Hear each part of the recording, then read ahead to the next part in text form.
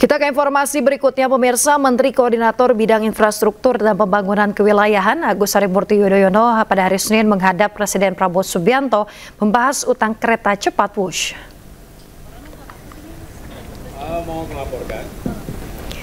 Pemirsa, AHY menyebut pemerintah memastikan akan hadir untuk menyelesaikan utang kereta cepat Jakarta-Bandung Wush. Solusi terbaik tengah digodok, termasuk di dalamnya restrukturisasi keuangan kereta cepat Wush. Sebelum menghadap Prabowo di Istana, AHY juga menggelar rapat koordinasi bersama Danantara, Menko Perekonomian, serta Menteri Keuangan. Kita pastikan, tadi Pak Presiden menyampaikan bahwa terkait dengan kereta cepat Jakarta-Bandung, tentu negara pemerintah akan hadir. Dan kita melibatkan semua pihak. Tadi siang bertempat di Kementerian Koordinator Bidang Infrastruktur dan Pembangunan Kewilayahan, kami menggelar rapat koordinasi. Tadi saya mengundang Menteri Investasi yang juga adalah CEO Danantara, Bapak Rosan Roslani, dan jajarannya, kemudian Menteri Perhubungan, Bapak Dudi Purwagandi dan jajarannya, termasuk para pejabat di Kementerian Koordinator Perekonomian dan juga Kementerian Keuangan. Kami sepakat untuk menghadirkan solusi yang terbaik, yang paling visible, yang paling baik untuk semua. Semua ingin mengambil peran, mengambil bagian dari tanggung jawab untuk melakukan restrukturisasi keuangan kereta cepat Jakarta-Bandung. Dan pada akhirnya kalau itu sudah selesai, kalau itu sudah bisa kita carikan solusi yang terbaik, barulah kita secara bersamaan juga mengembangkan kereta cepat untuk jalur-jalur berikutnya. Termasuk beberapa saat yang lalu, Pak Presiden menyampaikan kenapa tidak Jakarta-Surabaya, bahkan sampai dengan Banyuwangi. Harapannya akan membuka atau memberikan jalan bagi pemerataan pembangunan. Ini berbicara keadilan, saya ulangi, berbicara keadilan dan pemerataan antar wilayah. Tidak boleh ada yang tertinggal dan tidak boleh ada yang kemudian tidak terjangkau. Dengan demikian kami tentunya optimis atas arahan Bapak Presiden Prabowo Subianto, segala permasalahan atau isu yang sedang berkembang ini bisa dituntaskan tentunya bersama-sama dengan pihak Tiongkok.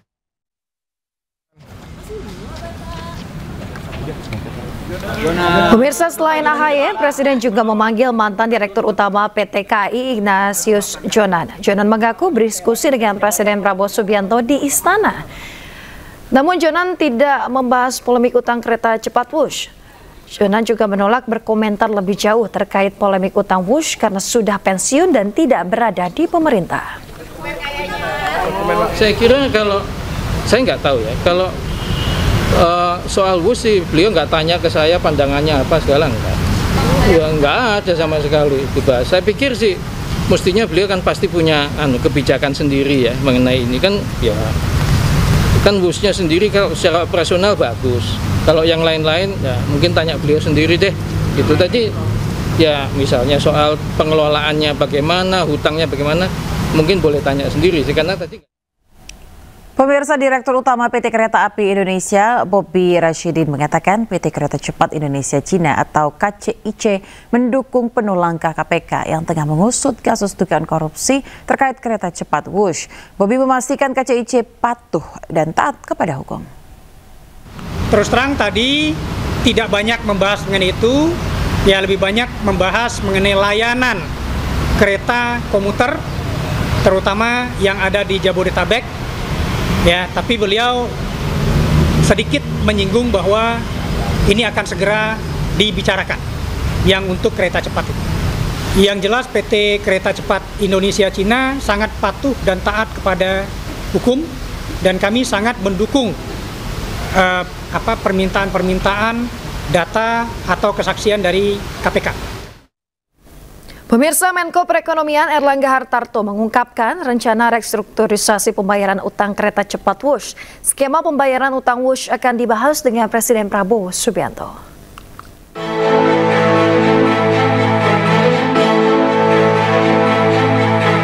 Skema pembayaran utang kereta cepat Wush masih menjadi polemik. Terkait hal ini, Menteri Koordinator Bidang Perekonomian Erlangga Hartarto menegaskan polemik mengenai restrukturisasi utang proyek kereta cepat akan dibahas secara khusus bersama Presiden Prabowo Subianto. Namun demikian, Erlangga tidak menjelaskan secara spesifik waktu pembahasannya.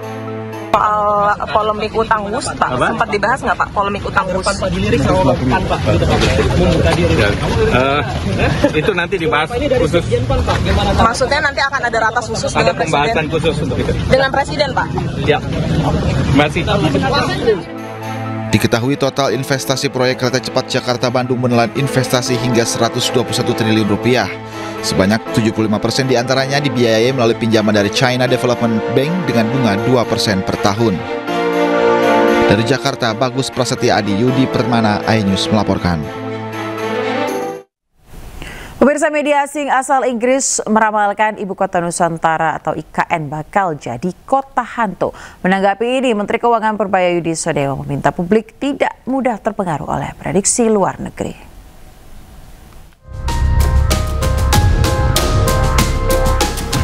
Media asing asal Inggris menulis bahwa proyek pembangunan IKN di bawah pemerintahan Prabowo Subianto berpotensi mandek dan berubah menjadi kota hantu. Dalam artikelnya, media tersebut menyoroti turunnya porsi pendanaan negara untuk IKN. Menanggapi hal ini, Purbaya menjelaskan bahwa pembangunan IKN tidak berhenti dan tetap berjalan. Oh, saya nggak tahu, kan tergantung nanti rencananya pemerintah ke depan seperti apa. Rasanya sih nggak akan jadi kota hantu. Tapi kayak kalau ekonominya dia bagus, saya akan banyak nanti. Jadi Anda nggak usah takut. Jadi jangan dengar prediksi siapa orang luar. Terus sering salah kok. Tapi Bapak ada rencana nggak Pak nambahin anggaran buat IKN Pak? Yang jelas yang udah kita setuju adalah perusahaan swasta yang bangun rumah di sana kan. Itu harusnya udah mulai jalan. Kita ke informasi lain, pemirsa. Komisi Pemberantasan Korupsi kembali melakukan operasi tangkap tangan di Riau. Pemirsa, salah satu yang dikabarkan ditangkap adalah Gubernur Riau Abdul Wahid. KPK juga menyita sejumlah uang yang dijadikan sebagai barang bukti. Adanya OTT ini dibenarkan oleh juru bicara KPK Budi Prasetyo yang menyebut ada 10 orang yang ditangkap. Namun Budi enggan menjelaskan lebih lanjut mengenai OTT tersebut, termasuk terkait kasus apa. Benar ada kegiatan tangkap tangan yang KPK lakukan di wilayah Provinsi Riau. Saat ini atau sampai dengan saat ini ada sekitar sejumlah 10 orang yang diamankan dalam kegiatan tangkap tangan. Tim masih di lapangan dan masih terus berprogres. Mahkamah Kehormatan Dewan DPR kembali menggelar sidang dalam kasus dugaan pelanggaran etik 5 anggota DPR nonaktif, yaitu Adis Kadir, Uya Kuya, Eko Patrio, Dava Urbah, dan Sahroni. Sidang pendahuluan hari ini mengundang para saksi hingga ahli, pemirsa, di mana MKD meminta keterangan mereka terkait dugaan pelanggaran etik 5 anggota DPR saat sidang bersama DPD 15 Agustus 2025 dan pernyataan terkait tunjangan DPR. Dalam sidang etik ini, sejumlah video bukti dugaan pelanggaran kelima anggota DPR nonaktif juga diputar. Migran Indonesia ke kampung halaman. Teradu 1 Saudara Dr. Insinyur Adis Kadir SH.M.Hum atas pernyataan terkait tunjangan anggota DPR RI yang keliru dan menimbulkan reaksi luas dalam masyarakat.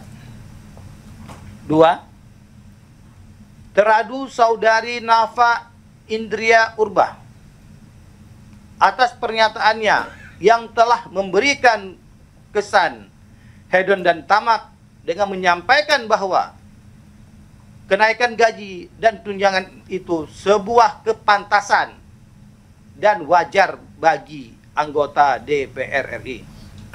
3. Teradu Saudara Surya Utama SIP atas gestur yang merendahkan lembaga DPR RI dengan cara berjoget dalam sidang tahunan MPR RI 2025 dan sidang bersama DPR RI dan DPD RI tanggal 15 Agustus 2025. 4. Teradu Saudara Eko Hendro Purnomo atas gestur yang merendahkan lembaga DPR RI dengan cara berjoget dalam sidang tahunan MPR RI 2025 dan sidang bersama DPR RI dan DPD RI tanggal 15 Agustus 2025. 5. Teradu Saudara Dr. Haji Ahmad Saroni, SE, MIKOM atas teradu ucapannya atau pernyataan langsung di hadapan publik dengan menggunakan diksi yang tidak pantas. Pesawat angkut terbesar yang dimiliki TNI Angkatan Udara Airbus A400M akhirnya tiba di pangkalan TNI Angkatan Udara Halim Perdana Kusuma, Jakarta Timur. Pesawat yang dipesan pada tahun 2021 ini diserahkan langsung oleh Presiden Prabowo kepada TNI. Mohon izin, marilah sejenak kita melayangkan pandangan ke sisi kanan podium Gedung Pandawa. Pesawat terbaru milik TNI Angkatan Udara Airbus 400M tiba di tanah air Senin pagi.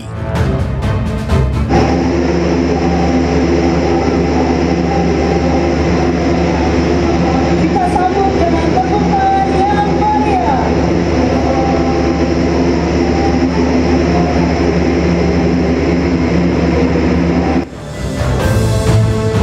Pesawat angkut berat Airbus A400M disambut dengan prosesi water salute saat mendarat di pangkalan TNI Angkatan Udara Halim Perdana Kusuma, Jakarta Timur. Prosesi water salute ini menjadi simbol penghormatan sekaligus penanda resmi bergabungnya pesawat angkut berat ke jajaran armada TNI Angkatan Udara. Begitu tiba di Lanut Halim Perdana Kusuma, Presiden Prabowo langsung menyerahkan kepada TNI Angkatan Udara.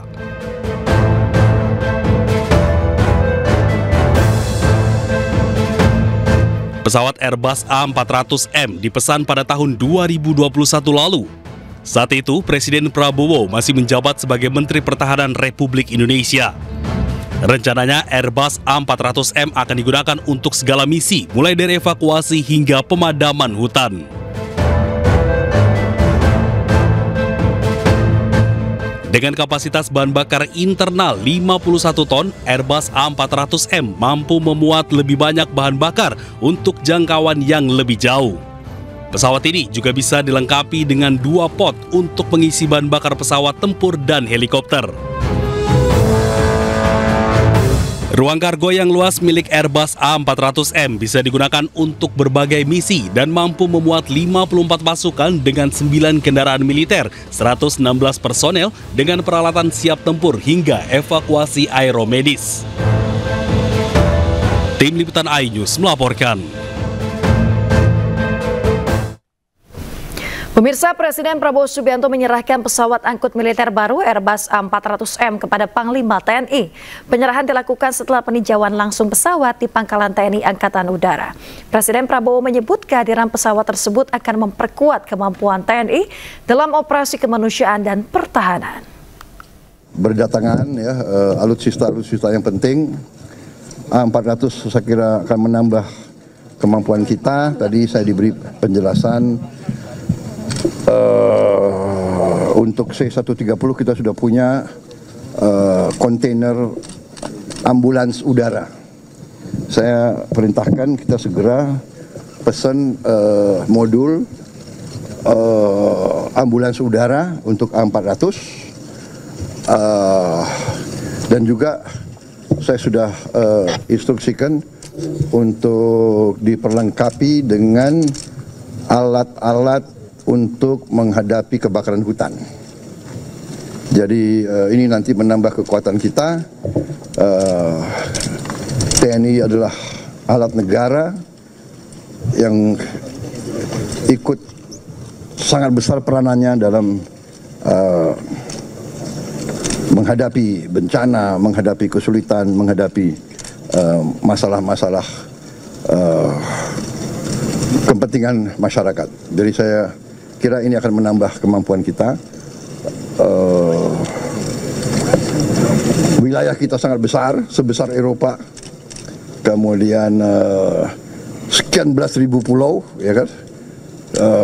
Udara bagi kita sangat-sangat menentukan dan sangat penting.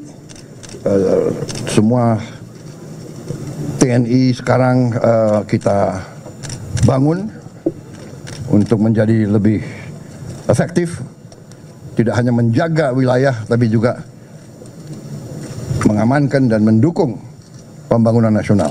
Saya kira itu dari saya, ya. Terima kasih. Ada berapa unit? Kita sudah aktif 2 unit, kita sudah ada opsi 4 unit, kita mungkin negosiasi untuk kita tanda tangan. Pemirsa, pesawat Airbus A400M merupakan pesawat raksasa terbesar milik TNI. Seperti apa pesawat yang baru diserahkan Presiden Prabowo ke TNI tersebut? Kita simak laporan Ayunufus dari Lanut Halim Perdana Kusuma, Jakarta. Ya pemirsa, pesawat angkut terbesar milik TNI AU yakni Airbus A400M ini baru saja diserahkan kuncinya secara simbolis oleh Presiden Prabowo Subianto. Bisa Anda lihat di belakang saya, ini adalah pesawat angkut yang mampu mengangkut sekitar 30 ton beban dan mampu melampaui jarak sekitar 2.400 mil. Yang mana pesawat ini tiba pagi tadi, yakni Senin pagi sekitar pukul 7.35 waktu Indonesia Barat, dan disambut oleh Angkatan Udara dengan budayanya yakni penyemprotan air dari mobil pemadam ke pesawat itu sendiri. Dan upacara atau seremonial secara simbolis oleh Presiden Prabowo Subianto baru saja selesai, yang mana nanti pesawat A400M ini akan diparkirkan di Skadron 31 Lanut Halim Perdana Kusuma untuk nantinya dilakukan pelatihan dan juga pemeliharaan sesuai dengan kontrak yang dilakukan sekitar tahun 2021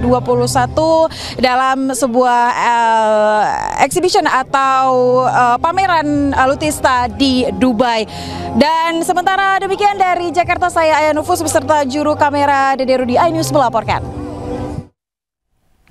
Ya pemirsa, pesawat raksasa terbaru milik TNI AU Airbus A400M telah tiba di tanah air. Dengan kapasitas mumpuni dan besar, pesawat ini memiliki sejumlah keunggulan dan mampu digunakan untuk berbagai misi.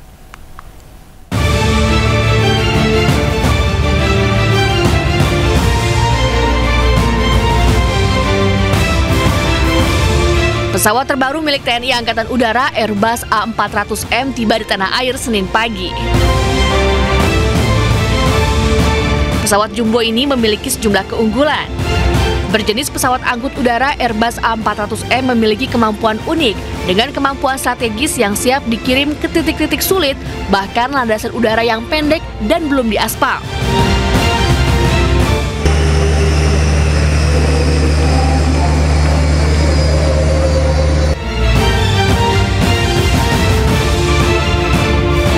Pesawat ini mampu mengangkut muatan maksimum 37 ton dengan ketinggian maksimal 40.000 kaki dan kecepatan 0,72 Mach. Ruang kargonya yang luas dengan penampang 4x4 meter dan volume hingga 340 meter kubik, Airbus A400M adalah airlift terbesar pertama yang mampu mengangkut beban berat berukuran besar, berupa peralatan bantuan militer seperti kendaraan lapis baja berat, helikopter, atau peralatan teknik sipil khusus, serta bantuan kemanusiaan dan menerbangkan dengan kecepatan jelajah tinggi jarak jauh. Dengan kapasitas bahan bakar internal 51 ton, Airbus A400M mampu memuat lebih banyak bahan bakar untuk jangkauan yang lebih jauh. Pesawat ini juga dilengkapi dengan 2 pod untuk mengisi bahan bakar pesawat tempur dan helikopter. Ruang kargo yang luas milik Airbus A400M bisa digunakan untuk berbagai misi dan mampu memuat 54 pasukan dengan 9 kendaraan militer, 116 personel dengan peralatan siap tempur, hingga evakuasi aeromedis. Tim Liputan iNews melaporkan. Anda kembali di iNews Pagi pemirsa. Ribuan buruh menggelar aksi unjuk rasa di depan PT Multistrada arah Sarana TBK Kabupaten Bekasi, Jawa Barat. Akibat aksi demo tersebut, arus lalu lintas di Jalan Pantura Kabupaten Bekasi sempat lumpuh.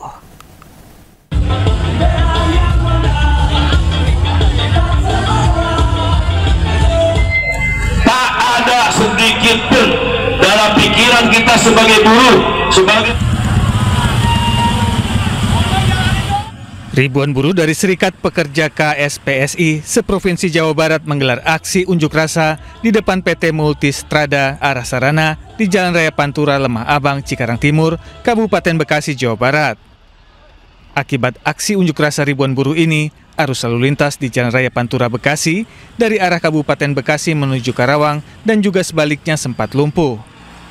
Petugas kepolisian melakukan rekayasa lalu lintas dengan mengalihkan arus lalu lintas melalui Jalan Raya Citarik Cikarang Timur.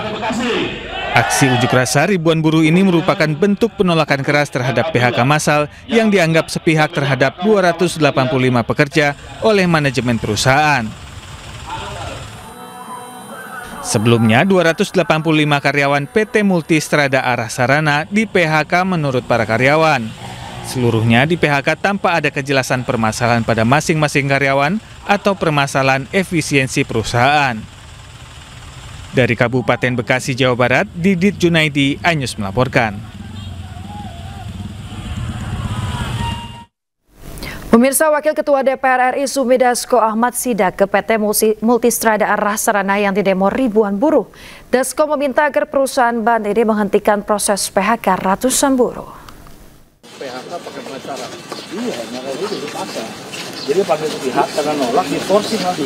Wakil Ketua DPR RI Sufmi Dasko Ahmad bersama jajaran menggelar inspeksi mendadak ke pabrik ban PT Multistrada Arah Sarana di Cikarang, Kabupaten Bekasi, Jawa Barat. Kedatangan Dasko dilakukan setelah menerima laporan adanya rencana PHK sepihak terhadap 285 pekerja.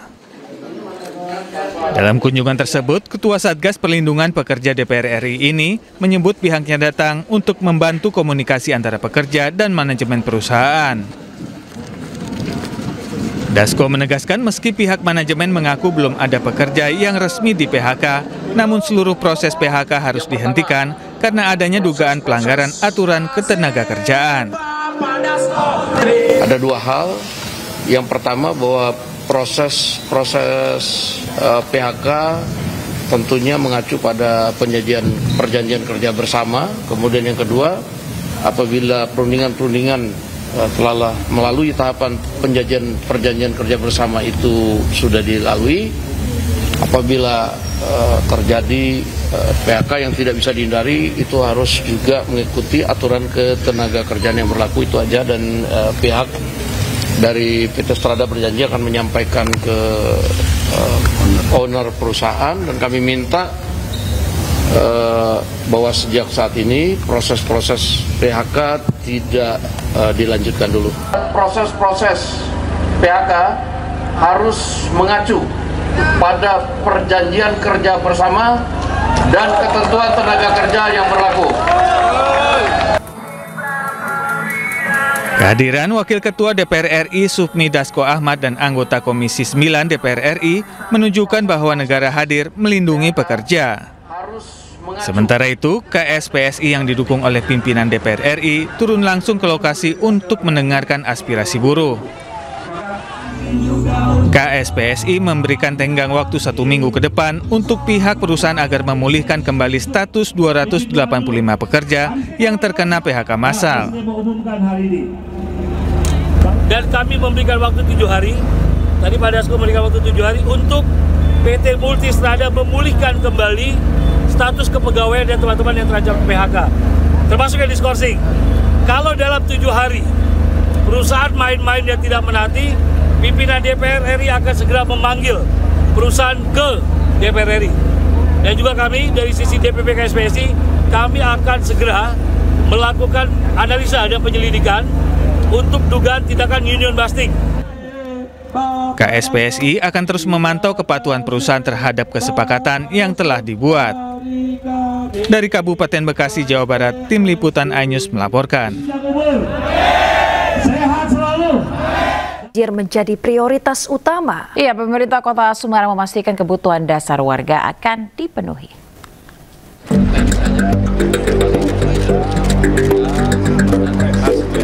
Wali Kota Semarang Agustina Wilujeng menegaskan komitmen Pemkot Semarang dalam hal penanggulangan banjir.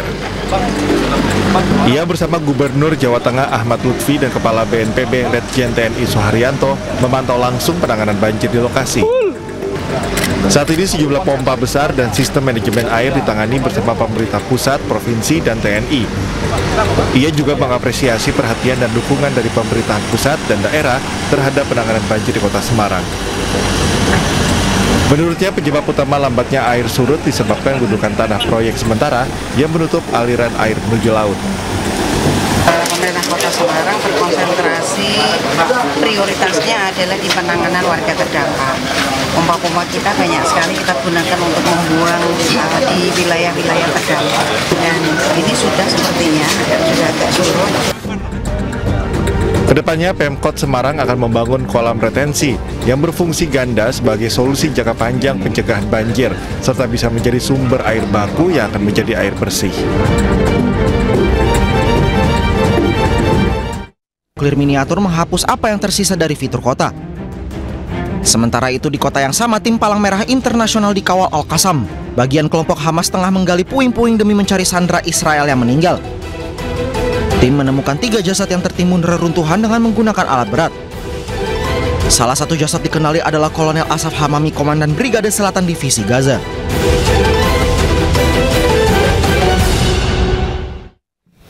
Pemirsa, di tengah puing dan debu, anak-anak Gaza masih bisa tersenyum. Ya, senyuman mereka kini lebih merekah setelah gencatan senjata Hamas Israel diberlakukan.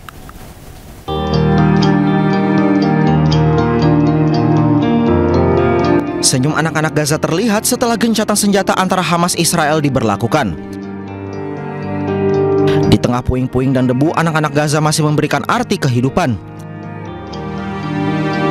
Tidak ada taman bermain, mereka menjadikan batuan sebagai mainan.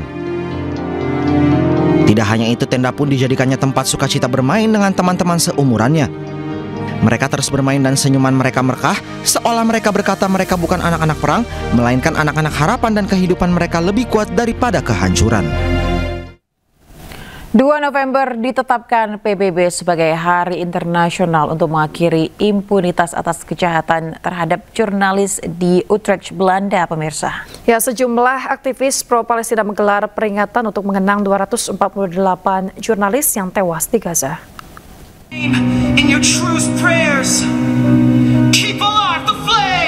Pada Hari Internasional untuk mengakhiri impunitas atas kejahatan terhadap jurnalis yang ditetapkan PBB pada 2013, puluhan aktivis pro-Palestina menghadiri upacara peringatan di Utrecht, Belanda.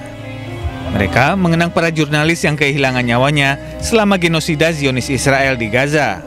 Menurut laporan PBB, setidaknya 248 wartawan telah tewas di Gaza sejak 7 Oktober 2023. Sementara itu, 75 jurnalis Palestina ditangkap sejak agresi Zionis Israel ke Gaza, 48 jurnalis dari tepi barat dan Yerusalem, serta 27 dari jalur Gaza.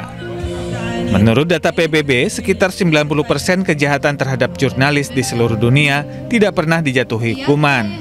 I think with not letting in journalists from whatever countries within the Gaza Strip and Palestine in general, it is still an attempt of the Zionist entity to silence the voices that speak out and that show the truth, not even speaking up, but just showing what is going on. 2 November ditetapkan PBB sebagai Hari Internasional untuk mengakhiri impunitas atas kejahatan terhadap jurnalis. Hari peringatan ini merupakan seruan global untuk memperjuangkan kebebasan pers. Pemirsa, pasukan Zionis Israel mengerahkan alat berat untuk membangun pos militer baru di Provinsi Quneitra, Suriah.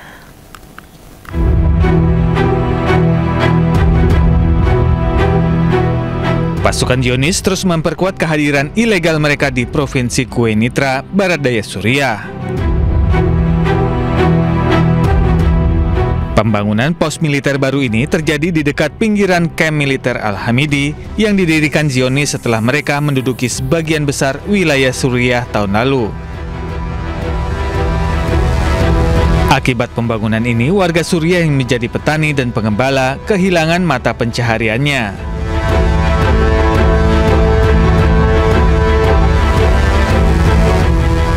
Invasi Israel ke Suriah Selatan dimulai setelah pasukan oposisi menggulingkan rezim Assad pro-Iran pada 8 Desember 2024.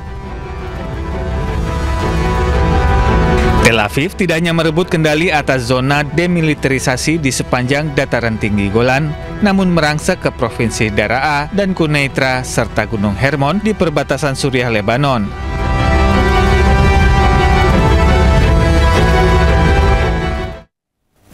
Pemirsa, pihak pasukan dukungan cepat menangkal semua tuduhan dari pemerintahan Sudan. Mereka mengklaim bersama rakyat ingin menghapus rezim pemerintahan sebelumnya.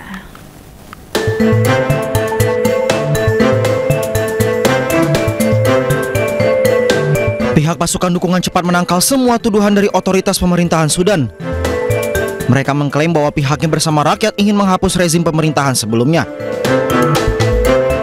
Nahnu nu'akkid بأن قوات العدو جيش الحركة الإسلامية والكتائب المتحالفة معهم وكل الميليشيات وغرفهم الإعلامية وكل آلاتهم وأدواتهم العدوها للحرب هي تعمل ليلا ونهارا بغرض إنها تدخل في أذهان الناس فكرة إنه الدعم السريع ده ميليشيات وإنه الدعم السريع بيرتكب انتهاكات ضد المدنيين، ولكن نحن نؤكد بأن قوات الدعم السريع هي وقفت مع الشعب السوداني في ثورته العظيمة ثورة ديسمبر وانحازت لرأي الشعب السوداني، وهي فقط تريد للشعب السوداني حياة كريمة وتريد للشعب السوداني ديمقراطية وسيادة في هذا الوطن. Sebelumnya pihak otoritas pemerintah Sudan mengonfirmasi sebanyak 2.227 orang meninggal dunia. Para korban adalah warga sipil di Darfur Utara Al-Fashir. Al-Fashir adalah benteng terakhir tentara Sudan di wilayah Darfur. Perang saudara di Sudan sudah memasuki tahun ketiga. Ya pemirsa, lebih dari sekedar minuman, kopi kini merupakan bagian dari gaya hidup. Ya, selain rasa, pecinta kopi pasti akan mencari kedai kopi yang unik dan nyaman.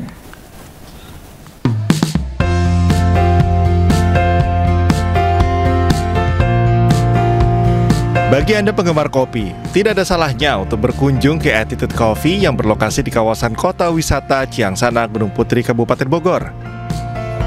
Di sini Anda akan menikmati sensasi kopi Nusantara, juga berbagai sajian istimewa dari para barista. Berkonsep modern, Attitude Coffee menyuguhkan kopi pilihan Nusantara yang disajikan dengan aneka rasa, seperti Bad Attitude, kopi yang diracik sedemikian rupa untuk memanjakan lidah para pengunjung dengan sentuhan barista. Karena dia tuh nggak bikin aku sakit ini ya, asam lambung aku nggak naik gitu, karena nyaman di lambung aku. The best kopinya, aku suka.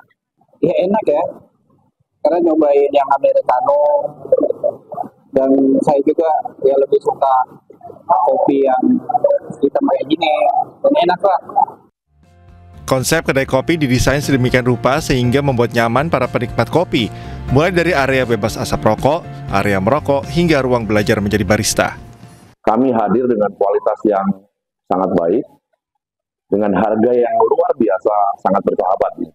Dan kami punya produk-produk yang luar biasa, mungkin yang teman-teman nggak temukan di kopi lain. Tak hanya kelas barista, Attitude Coffee juga membuka peluang untuk menjadi pengusaha di bidang food and beverage, khususnya kopi. Dari Bogor, Jawa Barat, Wildan Hidayat, iNews melaporkan. Ya pemirsa, pameran kuliner terbesar di Asia Tenggara akan hadir di G-Expo Kemayoran, Jakarta. Ribuan peserta dari puluhan negara akan meramaikan pameran tersebut.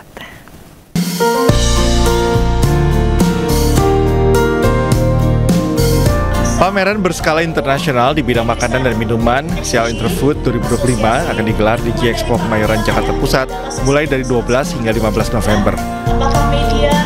Pameran kuliner terbesar di Asia Tenggara ini nantinya akan menghadirkan 1.500 peserta dari 26 negara, termasuk 100 UMKM unggulan Indonesia dengan produk inovatif siap ekspor. Diinisiasi oleh Krista Exhibitions yang akan mempertemukan ribuan pelaku bisnis industri makanan dan minuman, mulai dari produsen, distributor, hingga inovator teknologi pangan. Berbeda dengan tahun sebelumnya, Sial Interfood 2025 akan menampilkan teknologi Smart Robotic Cooking yang akan menjadi sorotan utama dalam pameran kali ini.